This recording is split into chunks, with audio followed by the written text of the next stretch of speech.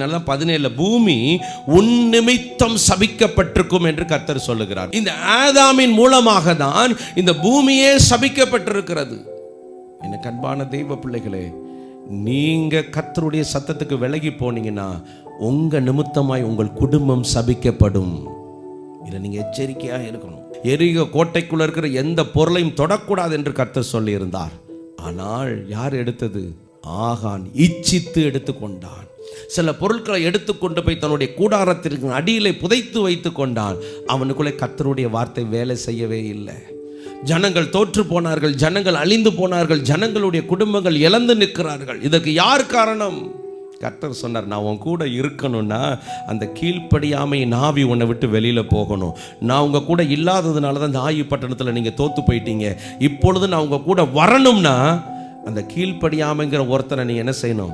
உன்னை விட்டு அகற்றணும். அங்கே என்ன நடந்தது தெரியுமா?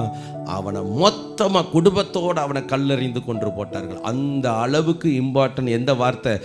எதுனால ஆண்டவர் மனுஷனை இழந்தாரோ அந்த இடத்துல ஆண்டவர் என்ன செய்கிறாருன்னா அதிகமான பனிஷ்மெண்ட்டுகளை கொண்டு போய் வைக்கிறாரு, அதிகமான ஆசீர்வாதங்களையும் கொண்டு போய் வைக்கிறாரு. ஆமென், அல்லேலூயா. உங்கள் வீட்டில் ஒரு குடம் இருக்குது. அந்த குடத்தில் ஒரு ஓட்டை விழுந்துடுச்சு, சரிங்களா? இந்த வெளியே ஒரு ட்ரம் இருக்குது பார்த்தீங்களா? இந்த ட்ரம்மில் கூட ஒரு ஓட்டை இருக்குன்னு வச்சுக்கோங்க. நம்ம அதிகமாக எதைத்தான் பார்ப்போம்? எந்த இடத்துல ஓட்டை விழுந்திருக்கோ அந்த இடத்துல தண்ணி லீக் ஆகுதா, தண்ணி வருதா, தண்ணி போயிடுச்சான்னு சொல்லி என்ன பார்ப்போம்? பார்த்துட்டே இருப்போம். இதே மாதிரி தான் மனுஷன் விழுந்த இடத்தையே கர்த்தர் பார்த்துட்டு இருக்கிறார். இப்போ ஏன் விழுந்தான்? எதனால விழுந்தான்? பழைய ஏற்பாட்டில் நியாயப்பிரமாணங்கள் எதற்காக கொடுக்கப்பட்டது தெரியுமா? அந்த நியாயப்பிரமாணம் கட் அண்ட் ரைட்டாக இருக்கும். அவன் சபிக்கப்பட்டிருவான், அவன் கொலை செய்யப்பட வேண்டும், அப்படிலாம் சொல்லப்பட்டிருக்கும். இன்று நான் உனக்கு விதிக்கிற தேவனாகிய கர்த்தருடைய கட்டளையின்படி எல்லாம் செய்ய நீ கவனமா இருக்கும். நீங்க எப்படி செய்யணுமா? கர்த்தருடைய காரியங்களை கவனமா இருக்கணும். அவர் சத்தத்திற்கு உண்மையாய் செவி கொடுப்பார். ரெண்டாவது நீங்க என்ன செய்யணுமா? கவனமா இருக்கிறதோடு மட்டுமல்ல, உண்மையாய் செவி கொடுக்க வேண்டும். தேவனாகிய கர்த்தர் பூமியில் உள்ள சகல ஜாதிகளிலும் உன்னை மேன்மையாக இங்க வச்சாரா ஒரு ஆசீர்வாதத்தை.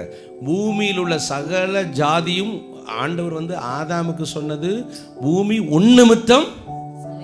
இப்ப ஆண்டவர் உங்களை பார்த்து சொல்றாரு, நீ உண்மையாய் செவி கொடுத்தா, நீ கவனமாய் செவி கொடுத்தா, இந்த பூமியில் உள்ள சகல சபிக்கப்பட்ட ஜாதி இருக்குல்ல, இந்த சகல சபிக்கப்பட்ட ஜாதிகளுக்குள்ளேயும் உன்னை நான் மேன்மையாய் வைப்பேன்.